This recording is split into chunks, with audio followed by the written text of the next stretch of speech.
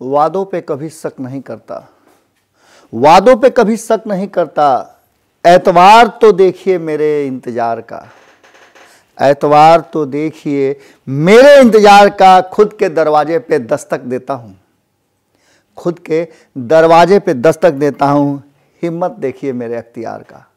भोरे भोर के एक और एपिसोड में आपको प्रणाम करते हैं और बहुत बहुत स्वागत करते हैं।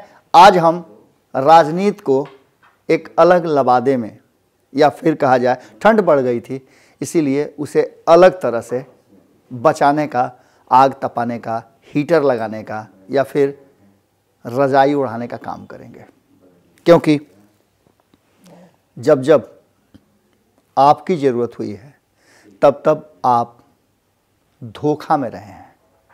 जब सरकार की ज़रूरत हुई है वो आप तक पहुंची है।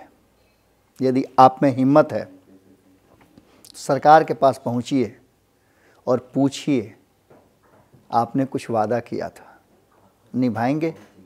दस्तक देना होगा, क्योंकि सियासत के कान बहरे होते हैं और जब सियासत के कान बहरे होते हैं तो हुंकार बड़ी जोर की लगानी पड़ती है। कुछ वादे हुए थे 2020 के चुनाव में। कहा तो ये गया था कि ये वादे नहीं हैं, प्रण है और प्रण पूरे किए जाते हैं। वादों में कहा जाता है कि कोई वादा फरामोशी हो सकती है, लेकिन प्रण पूरे किए जाते हैं। लेकिन कैसे? प्रण किसी और ने किया, पूरा किसी और को करना है। तो ऐसी स्थिति में आपको सामूहिक रूप से पूछना होगा। हालांकि आपके पास अधिकार तो है नहीं, क्योंकि 2015 में जो आपने वोट दिया था, सरकार अपनी चुनी थी, वो सरकार तो रही नहीं। 2 साल से भी कम वक्त में वो सरकार बदल गई, तो फिर वादे भी बदल गए। अब एक बार फिर से सामूहिक वादे हुए हैं। सामूहिक वादों में वादों पे वादे हुए हैं। वो आप गाना सुने होंगे, वादा तेरा वादा, वादे पे तेरे। आगे बहुत लंबा चौड़ा है, कहने की जरूरत नहीं है। लेकिन इस बार के चुनाव में युवाओं को फोकस किया गया था और एक युवा ने ही, मैं बड़ाई नहीं कर रहा हूं, मैं वो बातें कह रहा हूं जिसने इस बार के चुनाव को कुछ अलग नज़रिया दिया था, और वो नज़रिया था नौकरी और रोजगार का। तेजस्वी यादव ने अपने पूरे टीम की तरफ से, महागठबंधन अलायंस के तरफ से ये बात और वादा किया था कि 10 लाख लोगों को अगर हमारी सरकार आप बनाते हैं तो पहली कलम से नौकरी देंगे, सरकारी नौकरी देंगे। सवाल खड़े हो गए थे। सवाल जो विपक्ष में थे, महागठबंधन के साथी थे, उन्होंने पूरा समर्थन किया, पर सत्ता में बैठे लोगों ने कहा कि ये तो संभव ही नहीं है क्योंकि हमारे पास पैसा नहीं है। अब इस सवाल का जवाब आप थोड़ा सा इंतजार कीजिए, देता हूं। तब तक एक और पहलू, 10 लाख नौकरी सरकारी, उस पर तुरंत बयान आया और बयान उधर से आया जिसने ये कहा था कि हमारे पास पैसा नहीं है, हम नौकरी नहीं दे सकते हैं। ये झूठा जुमला है। हम ये नहीं कह रहे हैं कि 2014 में भी इस तरह के जुमले दिए गए थे, उसके पीछे के क्या कारण थे, क्यों नहीं पूरे किए गए, उसे जुमला करार दे दिया गया। वैसे ही तेजस्वी यादव के इस वादे को और प्रण को भी जुमला करार दे दिया गया और अपनी योजनाओं पर मुहर लगा दी गई कि हम तो 19 लाख लोगों को रोजगार देने का खाका खींच चुके हैं, उसकी योजना बना चुके हैं। जैसे हमारी सरकार आती है, आना निश्चित है, हम देंगे। 15 साल से ये सरकार चल रही थी, दोनों की मिलीजुली, यानी कि एनडीए की सरकार। इस सरकार ने 15 साल में पलायन को सबसे बड़ा रोजगार बना दिया।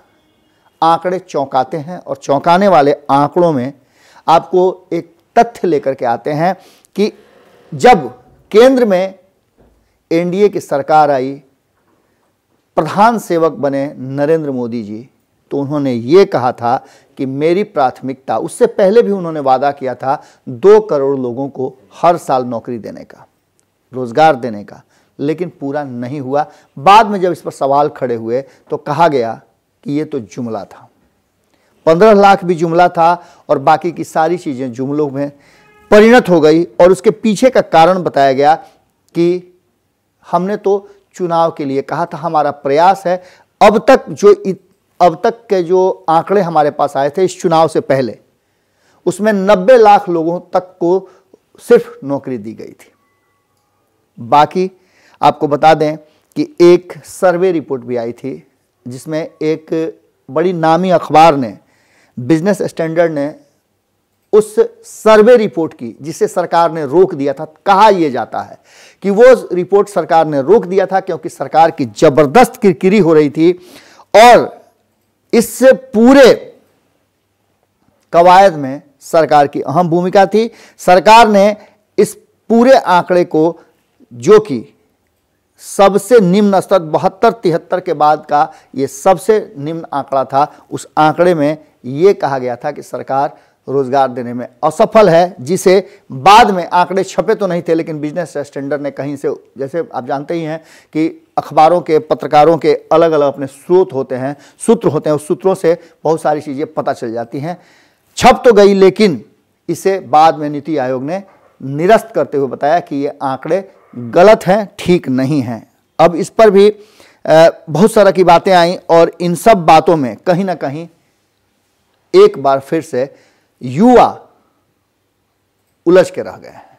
2014 से जो वादे किए गए थे, उस वादों ने प्रधानमंत्री के रूप में नरेंद्र मोदी को एक बड़ा ओहदा दिला दिया। उनकी जीत हुई। 2019 में और भी मजबूती से जीत करके आए, जबकि उन्होंने वादे पूरे नहीं किए थे। अब आप पूछेंगे कि क्यों ऐसे हुए, तो इसके पीछे भी कई तरह के तर्क दिए जाते हैं। हम बिहार पर आते हैं। बिहार में भी पिछले 3 टर्म से 2005, 2010, 2015 और फिर चौथे टर्म में 2020 में भी मुख्यमंत्री के रूप में नीतीश के नाम को आगे करने के बाद भी सरकार उन्हें को बनाने का फरमान जारी हुआ और नीतीश कुमार ही मुख्यमंत्री हैं। नीतीश कुमार ने जरूर ये वादा भारतीय जनता पार्टी का था, 19 लाख लोगों को रोजगार देने का। इस वादे पर यदा कदा जब पूछा जाता है तो सवाल होते हैं कि हाँ, हम तैयारियां कर रहे हैं, हमने रिपोर्ट मंगा लिया है, हमने पूरे सर्वे करा लिए हैं और ये रिपोर्ट जो हमारे पास एक आंकड़ों के रूप में आया है, उसमें अब तक जो हमारे पास आंकड़े आए हैं उसमें कहा यह जा रहा है कि सरकार अब तक जो स्थिति है उस स्थिति में लोगों को लगभग 30 लाख लोगों को रोजगार देने की कवायद कर रही है। अब ये 30 लाख के आंकड़े कैसे पूरा होंगे, जबकि जो हमारे पास रिपोर्ट हैं उसके हिसाब से ये आंकड़े वहां तक पहुंचते ही नहीं हैं। 15,000, 20,000 और 25,000 से लेकर के 35,000 तक के, यानी कि 1 से 2 लाख तक की रिक्तियों की हमारे पास सूचनाएं आई हैं, जो आंकड़ों के हिसाब से सरकार ने सर्वे कराए हैं। और जो 28 जिलों ने अपने यहाँ के रिक्तियों की सूचना दी है उसके हिसाब से 30 से 35 लाख, माफ कीजिएगा, 30 से 35,000 रिक्तियों की चर्चा हो रही है। आपको बता दें कि बिहार में रोजगार का सबसे बड़ा साधन जो है वो गांव में बसता है। किसान और कृषि को लेकर के जिस तरह का चल रहा है, आप देख ही रहे कि किस तरह का आंदोलन चल रहा है और ये निश्चित रूप से जितने लंबे दिनों तक खींचेगा उतना ही ज़्यादा प्रभावित भी करेगा। गांव और किसानों का ये देश है भारत। सबसे बड़ा जो सरकार को चलाने और सरकार के पास फंड आने का रास्ता है वो कृषि है। जो आंकड़े बताते हैं उसके हिसाब से स्वरोजगार की दिशा में सबसे ज़्यादा बिहार में रोजगार प्राप्त करते हैं लोग। स्वरोजगार में हर तरह के रोजगार आते हैं। आप समझ लीजिए कि जो व्यक्ति अपने से सब्जी बेचता हो, चप्पल बेचता हो, जूता बेचता हो या मिठाई बेचता हो, वो स्वरोजगार करता है और अपने अंदर में कई लोगों को रोजगार दिलाता भी है। इनमें आपको बता दें कि जिस तरह का अकेले काम करने की बात है उसमें 56% में से 39 से 40% लोग जो हैं वो अकेले काम करते हैं, अपने व्यक्तिगत रूप से काम करते हैं। स्वरोजगार में आप मजदूरी को भी जोड़ सकते हैं।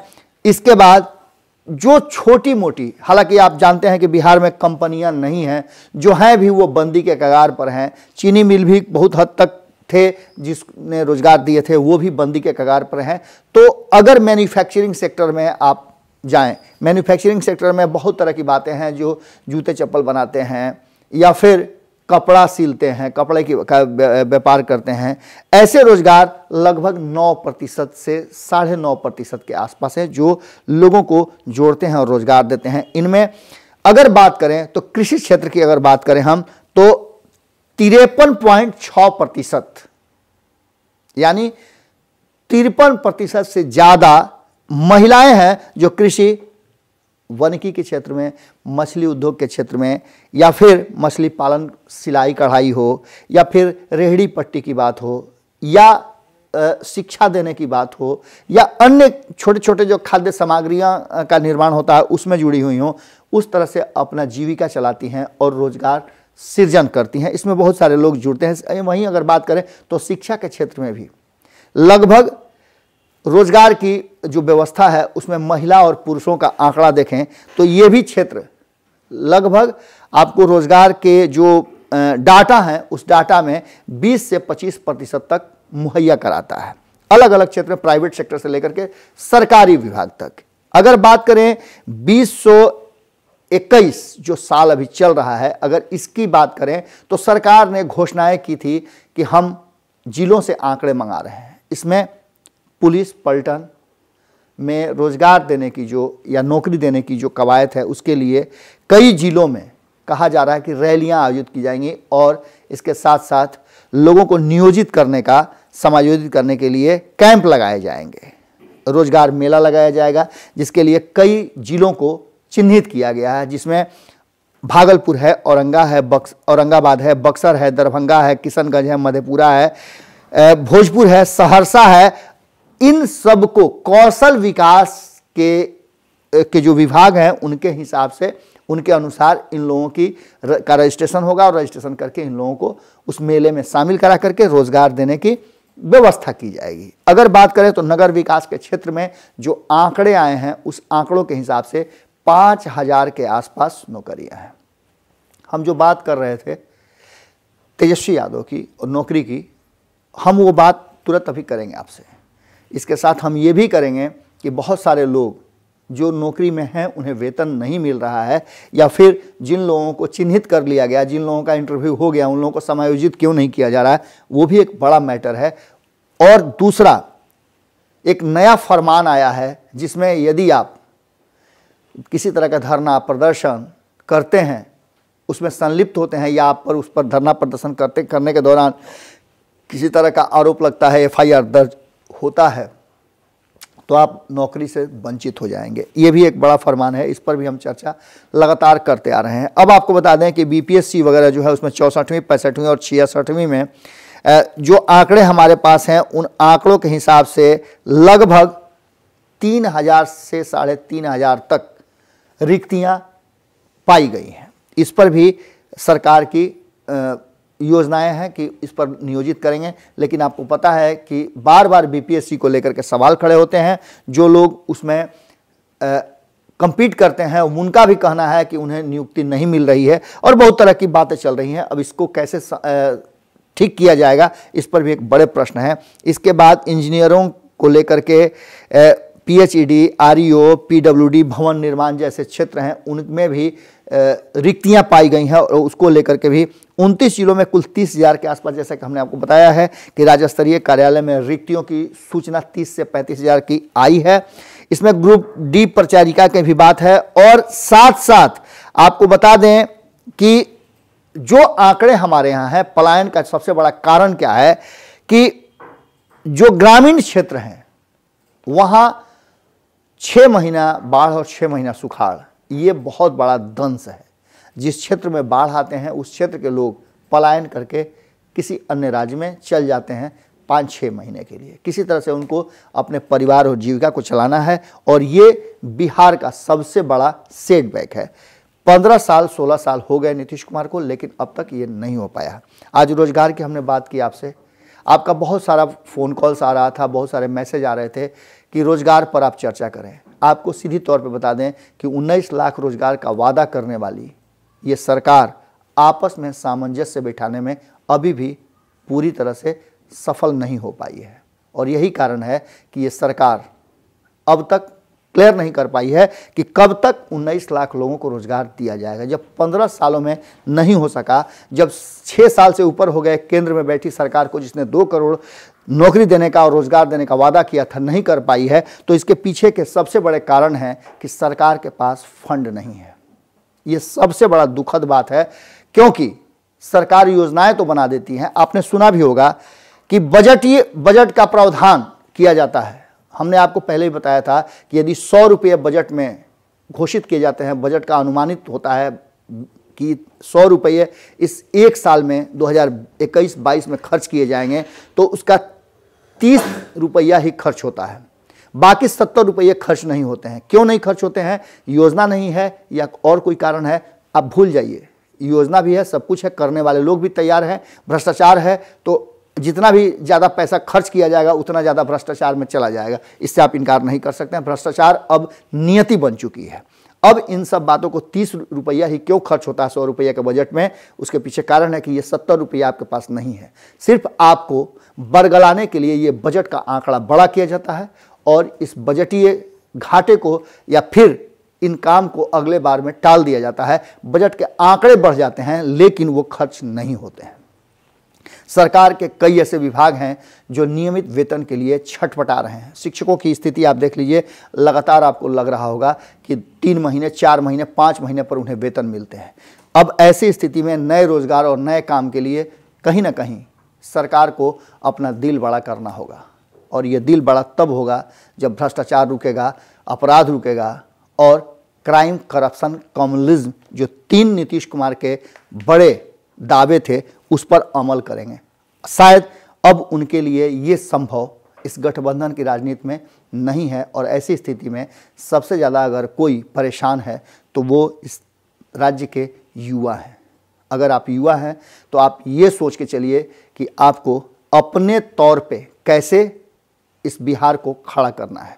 अगर आप किसी अन्य देश में हैं, अन्य जगह पर हैं, आप अच्छे बिजनेसमैन हैं, अगर बिहार से जुड़े हुए हैं, तो आपका जिम्मेवारी बनता है, और आपको भारत लाइव के माध्यम से हम आग्रह करते हैं कि आइए अपने बिहार को बचाने के लिए। कठिनाइयां हैं, समस्याएं हैं, लेकिन आप ही का दिया हुआ है, आप ही के परिवार के लोग हैं, आपका ये बिहार है। आइए बिहार को बनाइए। सरकार पर भरोसा मत कीजिए। अगर आप एक छोटी सी जींस की फैक्ट्री डाल देते हैं तो 10-20 लोगों को तो आप समायोजित जरूर कर लेंगे, और ये मानवीय रूप से आपके द्वारा किया गया बहुत बड़ा कार्य होगा। क्योंकि किसी का पेट भरना, कहा जाता है, हमारे सभ्यता, संस्कृति और हमारे पुराणों में भी कहा गया है कि अगर किसी को आप पेट भर देते हैं तो उससे बड़ा सवाब कुछ भी नहीं होता है। जाति, धर्म, मजहब सब कुछ भुला करके आइए इस बिहार के निर्माण में, क्योंकि आपके छोटे भाई रोजगार और नौकरी की तलाश में हैं। बहुत दुख होता है जब इन सब बातों की चर्चा होती है, क्योंकि यही बिहार है जो दुनिया में अपना नाम रोशन करता है। योग्यता की कमी नहीं है, लेकिन जिस तरह की स्थितियां चल रही हैं, आने वाले 20 सालों में शायद हम कहीं और हों, और ये बिहार जो इतना गर्व के साथ कहता है कि हम बिहारी हैं, उस पर कहीं ना कहीं बट्टा लग जाए। बदलने के लिए बिहार आपको आना पड़ेगा बिहार, और समस्याओं के साथ आना पड़ेगा। आप बदल सकते हैं समस्याओं को, सरकार नहीं। सरकार ने तो हाथ खड़े कर लिए हैं। किस तरह से सब कुछ हो रहा है वो आप देख ही रहे हैं। बिहार के पास पैसा नहीं है। वास्तविकता और हकीकत यही है। मिलते हैं फिर कल किसी और विषय पर, किसी और एपिसोड पर। बहुत सारे लोगों ने कहा है कि संपादक नमन मिश्रा जी के साथ मैं इन सब विषयों पर चर्चा करूं, लेकिन इसके लिए आपका सहयोग भी जरूरी होगा, क्योंकि आप चटकारे वाले खबर ज़्यादा देखते हैं। ये खबर आपके भविष्य से जुड़ा है, इसको आप शायद साझा नहीं कर पाएंगे, हम जानते हैं, क्योंकि इन सब खबरों में आपका कोई इंटरेस्ट नहीं होता है। पर अगर इस खबरों पर जिस दिन से आप इंटरेस्ट जगा देंगे, शायद वो दिन आपके जीवन का पहला और सबसे महत्वपूर्ण कदम होगा, क्योंकि वास्तविकता और हकीकत कोई नहीं बताएगा। सब सपनों में जीने के आदी हो गए हैं। नमस्कार। अगर ये वीडियो पसंद आई और वह बिहार के राजनीति और बिहारियत से सरोकार रखेनी तो सब्सक्राइब बटन दबा के चैनल के सब्सक्राइब कर ली। ओजे एगो घंटी बा, ओकरा बटन दबा देला से कुल सटीक और मारक खबर रुआ मुफ्त में मिल जाई। अगर रुआ पत्रकारिता के हमनी के नया प्रयोग में सहयोग कर चाहतानी तो ज्वाइन बटन दबा दी। पेटीएम नंबर नोट कर ली 9386816700। धन्यवाद।